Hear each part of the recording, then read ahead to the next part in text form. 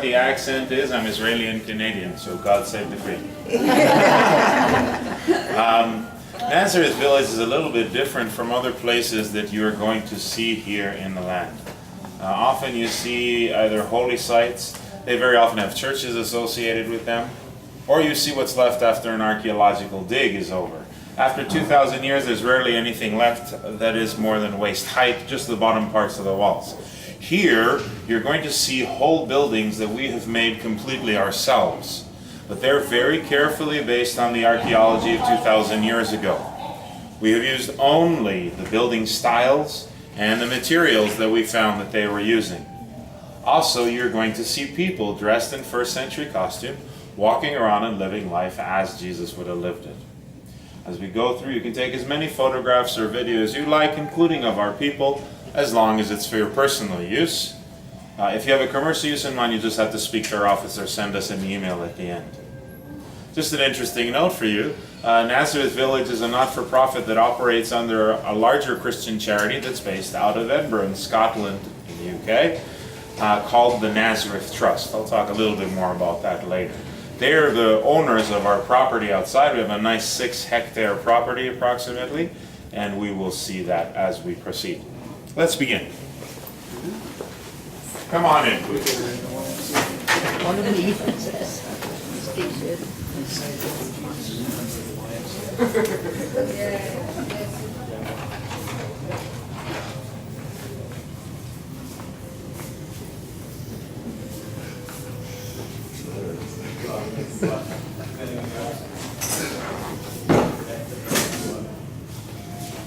Don't be shy, please advance right into the center of the room.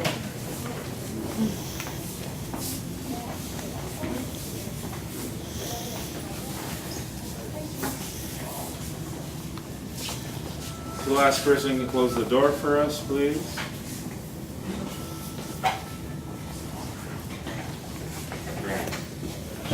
So our property here at Nazareth Village is only about miles or kilometers? Miles. About a third of a mile in a straight line to the Church of the Annunciation. It's generally accepted where the big Catholic Basilica is and the old market nearby, the Shuk, is roughly where the village stood 2,000 years ago. So it would have been only a 5 to 10 minute walk for Jesus to come from the village to this farm. Because when we prepared to build our buildings here, we found the remains of an ancient farm. Some of what we found were the bases of 3 watchtowers. The remains of terrace farming on the hillside. And specifically we know that they were growing grapes because we found a wine press. And inside of the vat, thank you sir, below the press we found pieces of pottery from the early Roman period. So these tell us that the wine press was being used in Jesus' time. Now, of course, these are 2,000-year-old sandals. Not. But they would have looked something like this. They took off their sandals and they walked on the grapes barefoot. Think about why they would do this barefoot. We'll answer that question when we see the wine press outside later. I figure a little bit of tension won't kill anybody. Now, we found a very interesting feature when we came to rebuild the terraces we found outside. Actually, this is a lot of work to do, but you've got to do it. Otherwise, when the rain comes, it washes your earth off the hill on you. So they built these big agricultural steps or terraces. First, you got to clear the earth off the side of the hill to get to the bedrock. Then you got to cut a big stone step into the side of the hill. You have to then place the rocks to make the stone wall and base, and then fill it up donkey load by donkey load with earth. We found that they had laid a white chalky layer on the bottom, or full of crushed limestone, and on top they put the fertile layer. The way this works is when the rain comes, it waters the plants on top. But when the water reaches down to the white layer, it doesn't absorb much water. Most of the water flows across that layer through the stone wall and down the hill onto the next terrace and the next terrace. It's a kind of self-irrigation water system that uses the rainwater as much as possible. They were pretty smart back then. Any questions so far? Fabulous. This is an old door, but it's not ancient. It's from the Ottoman period, maybe 100 or 300 years old. We've got the larger door with the smaller inset door. Generally speaking, the larger door be kept bolted or barred to prevent enemies on horse or on camel from riding quickly through and hurting a lot of people. Instead, they have to get off their beast, and in this kind of awkward position, they can be easily overcome. Now, I'm assuming you don't attack your friends. So if you got a camel caravan or a donkey train of friendlies to unload, then you unbolt the larger door and you let everybody through. So, come on through my camel caravan. This is going to be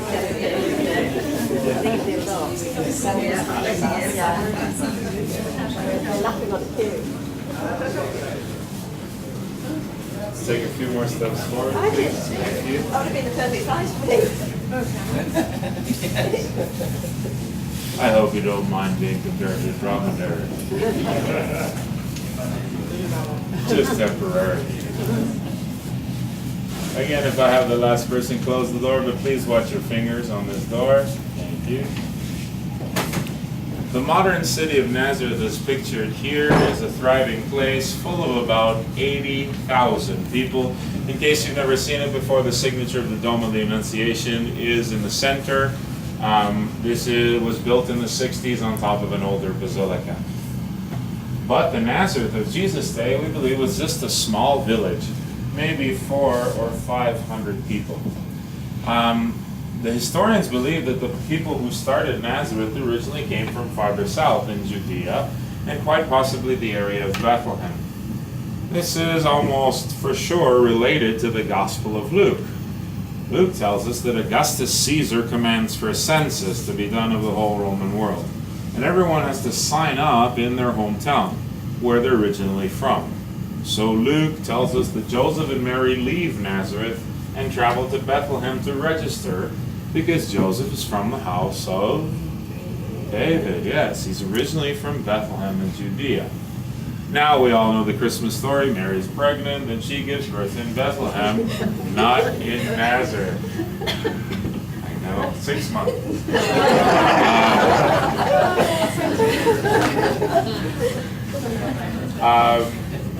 This is very important that she gives birth in Bethlehem because a prophecy is fulfilled.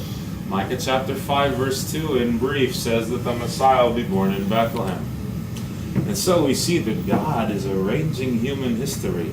He uses something bad, Caesar's greed. This is probably what prompts the census.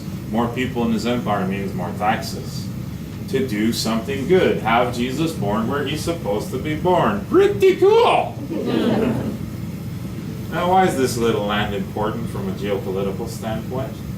It is the narrow land bridge that connects Africa to Asia and Europe. Very important. Trade routes went through here. Whoever controlled it got rich off of all the travelers. Also, this is strategic militarily. For example, if the pharaohs wanted to go to war with the Babylonian or the Assyrian kings, they had to go through here and vice versa. Then later we have the religious wars, right? The religions claiming this land for themselves. And so we have people like Muhammad. We have the Crusaders, Salah ad-Din. I'm sure you've heard of some of these people. They were all fighting over this little bit of land. So we have this handy-dandy timeline over here that gives us the last 2,000 years of whoever controlled this land. This is from right to left. Don't let that confuse you. Hebrew and Arabic are written from right to left. You probably didn't know, you're reading backwards. Of course, before the Romans showed up, there are many, many others. I already mentioned 3. We also have Persians, Greeks, Hittites. The list is pretty long. Any questions so far? Can you name a few more? Can you name a few more? What about the Can I name a Babylonians? few? I already named the Babylonians. Don't leave them out. I spoke about the Babylonians earlier. You weren't listening. Assyrians, I said. Egyptians. What are the? There's Arameans is another one. Okay. There were many, many other tribes. We got the Medes on the right. We got the Medes. Did I mention? I think I mentioned the Persians already, right? We got Medes. There's actually a whole bunch of kingdoms in the ancient world that are mentioned. We're talking dozens. Okay, let's carry on. Whoa.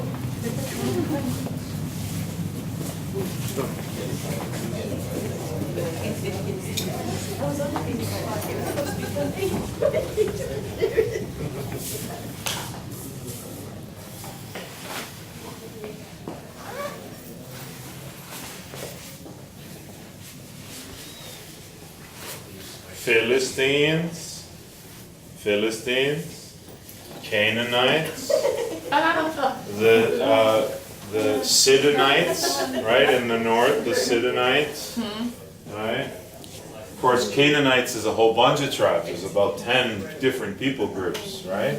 Or 7, sorry. 7 different people groups. Right? This is a bunch of different peoples, okay? The Philistines were not one of the people groups, right? They were peoples of the sea. It's not 100% clear, but some people think they may have been the Minoans, what was left of the Minoan Empire. There's other theories about where the Philistines exactly came from. But they were obviously an advanced civilization. They conquered the coastlines, right? They came with their ships and conquered the coastlines. Okay, so, the Roman period. Whoa. Is a dark time. The so-called Pax Romana, the Roman peace, is often achieved by the use of force, as the Romans use their army to control and expand their empire. Then again, the Romans don't have a monopoly of doing this in history, do they? No. This is the kind of helmet and breastplate that Roman soldiers or legionaries wore. Of course, these are all replicas. One of their shield designs. And then, of course, we got the Roman sword. The gladius is relatively short and is double-edged with the pointy end. An instrument of death. Of course, the letter to the Hebrews, you may remember, talks about this kind of sword. He says, the word of God is sharper than any double-edged sword. It's an interesting statement. I suggest to you, it's not just a spiritual statement, it's also a political statement.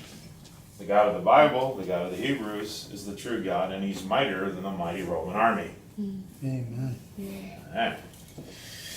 Now, there are 2 main methods of execution in Jesus' time. The Torah, the law of Moses, tells us about stoning people to death. This is specifically for religious crimes, such as blasphemy, cursing God's name. For political criminals, such as rebels, murderers, thieves, the Romans used crucifixion as the punishment. As I am sure you can appreciate, crucifixion is rather painful.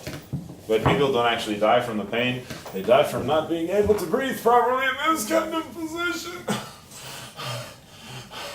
And so they push themselves up so they could take a proper breath. But it's too hard to stay up there, and they would hang back down again, and up and down they would go. We believe that a strong man might even last up to 3 days on a Roman cross, slowly suffocating to death. Now, of course, Jesus is crucified between 2 thieves outside of Jerusalem. And it tells us in the Gospel of John that the leaders of the people come to Pilate and they ask that the legs of the crucified would be broken. Now, why are they asking for this? Yes, they die more quickly because they can't push themselves up. Why do they want them to die quickly? Very good. We've got the Sabbath coming. Even if it's not a Friday, it's the evening of the Passover, right? At sunset is just like a Sabbath. You're not supposed to work. And the Jews believed that to take the bodies off the crosses and bury them is work. So they want it to be over before sundown. So the Roman soldiers come and they break the legs of the 2 thieves who are crucified with Jesus. But when they get to Jesus, they see that he's already dead. Probably just to make sure, one of the soldiers takes his spear and he pierces Jesus in the side. And so 2 prophecies are fulfilled, says John. 1, that none of his bones would be broken. And 2, it says in the book of Zechariah the prophet that they will look on him that they have pierced. Now, back home, well, it's actually an American quiz show. Anybody like quiz shows? It's called Jeopardy. I don't know if you've ever heard of it. It's pretty popular. I want to play a little bit of Jeopardy. So John is quoting a specific verse when he talks about the non-breaking of Jesus' bones. He quotes a verse that says, "You shall break none of its bones." The question is, where is John quoting from? Psalm 22. Psalm 22. Psalm 22. Psalm 22 is a very important psalm. Psalm 22, remember, my God, why are you forsaking me? That is from the first verse, what we call the first verse, the beginning of Psalm 22. A very interesting psalm. It seems to be a proto-description of crucifixion hundreds of years before crucifixion is invented. It talks about my bones are out of joint, but there's no mention of the breaking or non-breaking of bones. Exodus Chapter 12. Very good! Give the man a round of applause! $1,000! Very good! Very good! You're one of the only ones who are able to. Awesome. Yes, the children of Israel were enslaved to Pharaoh in Egypt. Remember this, right? Anyone seen The Prince of Egypt? It's a Hollywood movie, I know. Anyway, God sends Moses to say, "Let my people go." And Pharaoh says, "Oh yeah, of course." No. So that was a joke. God says 10 plagues, right? The fingers of God at work, yeah? The 10th plague is the worst plague, the striking of the firstborn. Now, he warns the Israelites in chapter 12, this is a unique plague. Unlike the other 9, you will be struck with this plague unless you do precisely as I say. He says, take a lamb, kill it, take some of its blood with a hyssop plant, smear it on the doorposts and the lintels of the houses where you're staying. And when I pass through Egypt to strike the firstborn, I will see the blood and pass over your houses. And he gives them very particular instructions on what to do with this lamb. Besides the whole blood thing, they have to eat it, but they can't cook it in water. They have to cook it over a live fire. If they can't finish all the meat by morning, they have to burn the rest. And one of the other instructions is, do not break any of its bones. Now remember, John the Baptist looks at Jesus and he says,